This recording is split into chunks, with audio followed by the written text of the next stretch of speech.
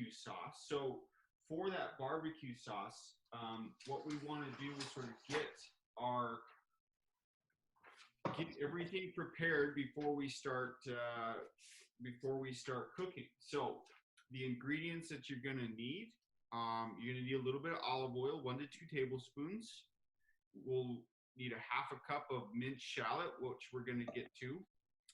1 garlic clove, some minced ginger, tomato paste, 1/4 cup of soy sauce or tamari sauce, 1/4 cup of balsamic vinegar, 1/4 cup of apple juice or apple cider, 10 ounces of frozen peaches, and then some salt and pepper to taste. So I'm going to, let's see. Okay. Okay. So the first thing that we're going to do, I wish I could pin that, but I can't. So that ain't going to work. Well, I think anybody that watches the video, Nick, I think anybody that'll watch the recording will have the recipe notes in there, and so or they can even pause it and then just rewind it as you go through all that. So I think they got it in the top.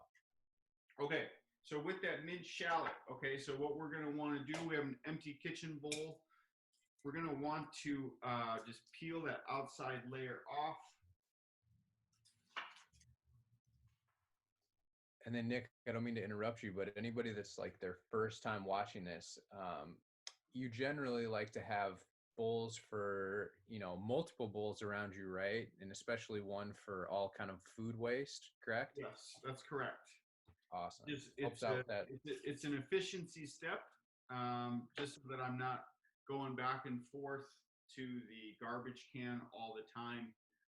I just like to be able to have something on the countertop that I can just discard waste to. So with that shallot, it's a lot like an onion, but it's a little bit, I would say, garlic-y and onion kind of combined. So with that shallot, all you're going to do, we're going to mince it up. So again, for those that are going to catch the recording, I like to hold my knife, pinch the bottom of the blade, and I'm just going to slice down, make some ribbons.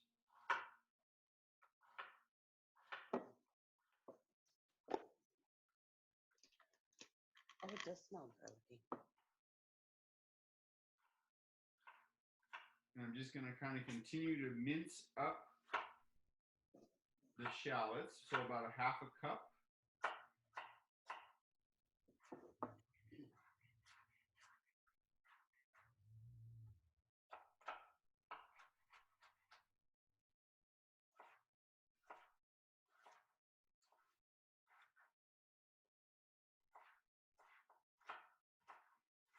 Oh, I forgot the most important part of,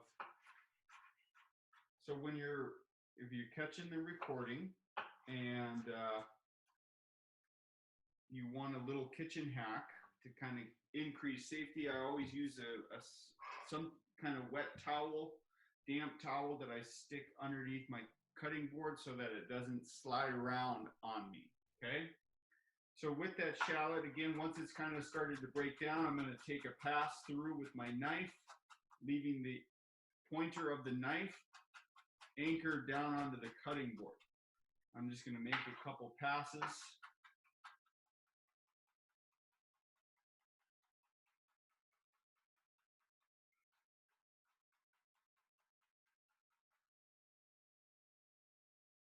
Perfect. So when that shallot's done, minced up, what I want us to do is just transfer it to an empty kitchen bowl, because we're going to move straight into our garlic after this, and then we're going to start sauteing up the shallots and the garlic. Made a mess. All right, so then that garlic, again, so what I'm going to do here is put that garlic down on the cutting board. I'm going to point the edge of the knife away from me. Just take my palm and just punch down, and that garlic should peel right off. Okay, real simple as such. And then I like to just cut that little eye off.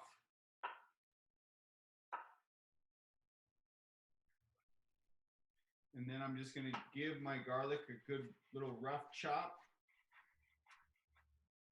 And then I'll take that same principle, keeping the tip of the knife anchored down. I'm going to mince the garlic up.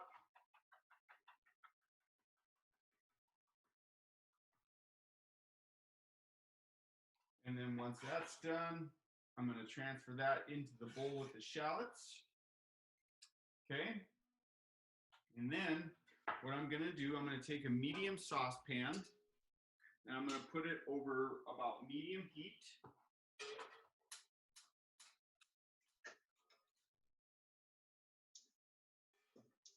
Let that heat up. And then I'm going to go ahead and add a little bit of olive oil, 1 to 2 tablespoons worth. You can use any kind of fat there, ghee, any type of oil. I like to use olive oil, just a personal preference.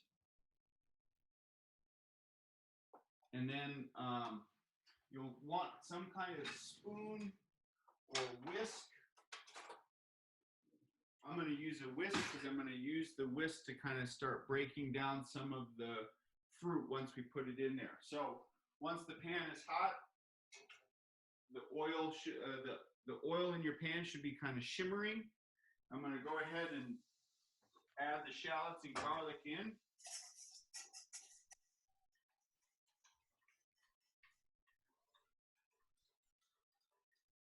Give it a good stir.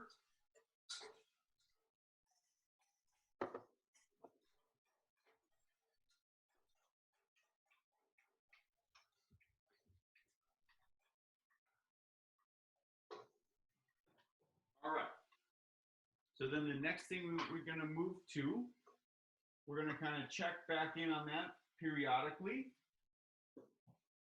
Now we're going to peel our ginger. So best way that I've found to peel ginger is to take a spoon and just sort of take it, the edge of the spoon, and just kind of peel towards me. You can kind of start to see that I keep the integrity of the ginger intact. It's easier. This is an easier method than using like a vegetable peeler. So I'll just kind of continue to sort of scrape the outside brown layer of the ginger off. Doesn't have to be totally perfect.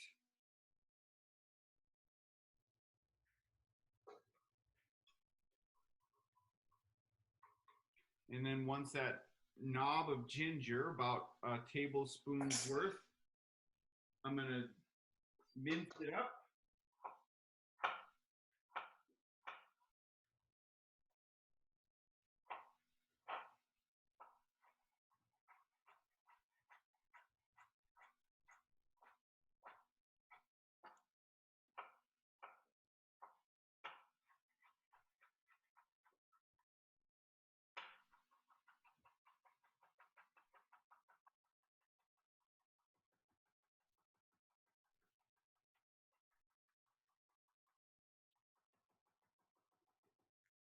All right, when that ginger's nice and minced up, okay, see mine's not perfect. I'm gonna go ahead and transfer that into my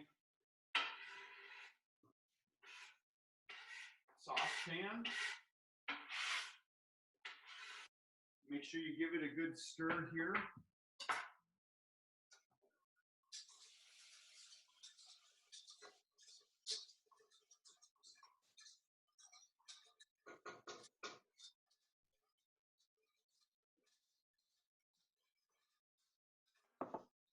So the next step here is to,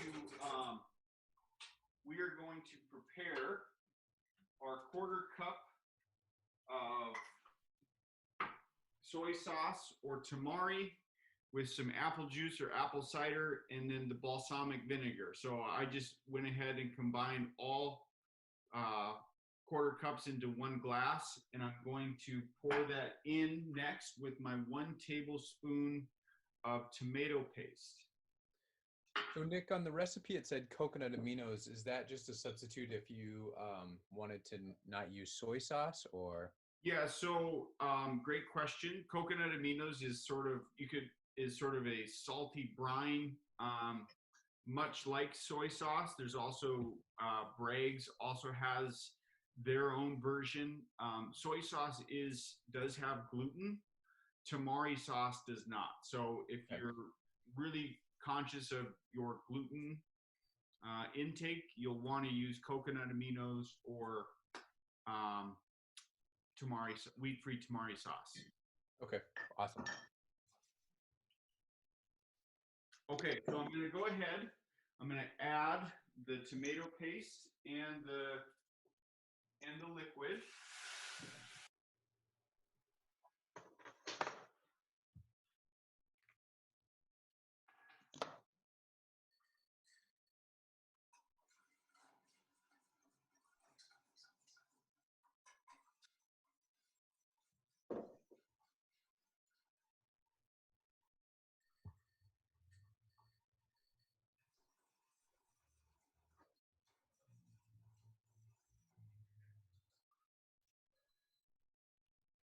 All right, so once that's in, we're going to transfer over to our frozen fruit. You're going to use those peaches. I'm going to rough chop those peaches before I stick them in. Going to help them cook down and break apart a little easier.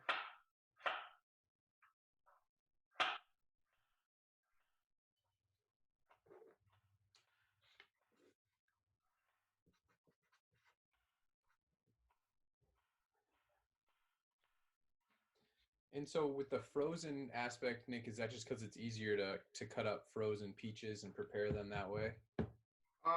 Yes, and partly is that it's already, you could use fresh, obviously. It might be really nice, like when peaches are in season. I'm just doing this because they're already peeled and. Okay.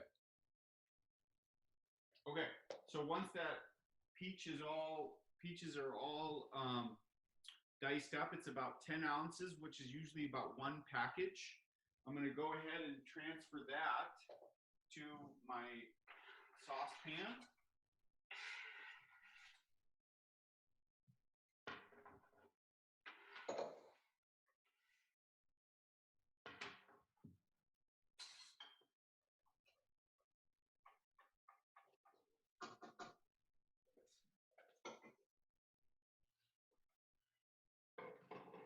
Give it a good stir here.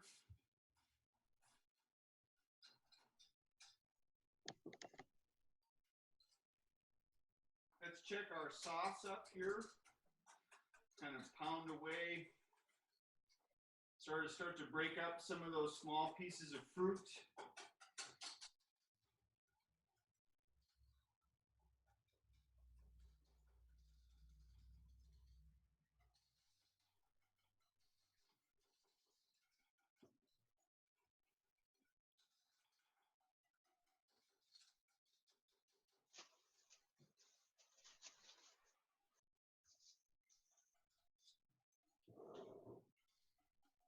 So you can kind of see here, it's a little chunky. I'm going to sort of continue to sort of come back to it, break down some of that fruit.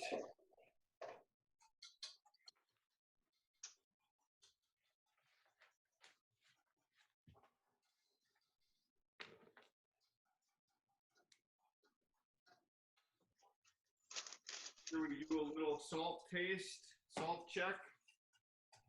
Again, I'm kind of trying to work to break down that fruit.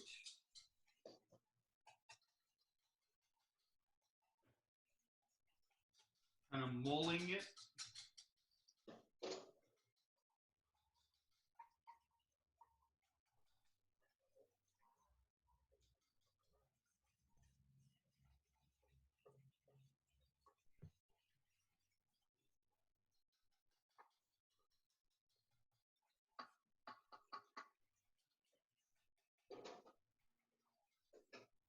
And we'll probably do those skewers about 5 to 6 minutes.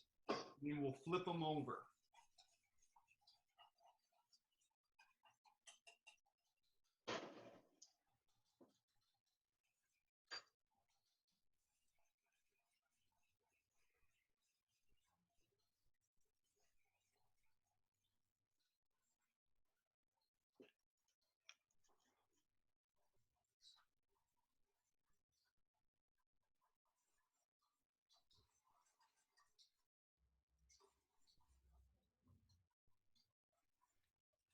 And just a quick note for if you did have access to like a kitchen blender or something, you could also at this point transfer the barbecue sauce into that to emulsify it a little bit better.